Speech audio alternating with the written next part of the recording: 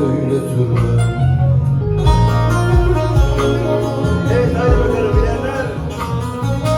Ya oradasın, ya buradasın, sonu gelmez bir yoldasın. Yüzün gülmez ne haldasın, derdin nedir söyle Turnam. Ya oradasın, ya buradasın, son gelmez bir yoldasın. Yüzün gülmez ne haldasın, derdin nedir söyle Turnam.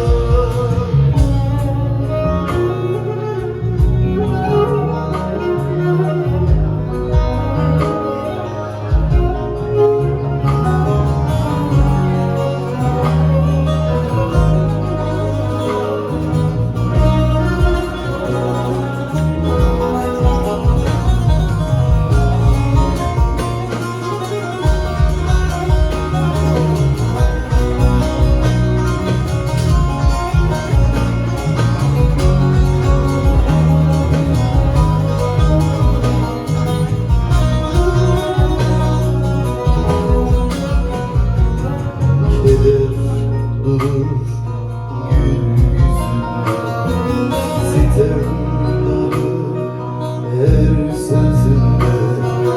Gitme bugün, kal benimle, derdin nedir söyle Turnam. Keder durur gül yüzünde, sitem dolu her sözünde. Gitme bugün, kal benimle, derdin nedir söyle Turnam. Evet, bilenlerden alalım. Ya oradasın, ya buradasın, Sonu gelmez bir yoldasın. Yüzün gülmez ne haldasın, derdin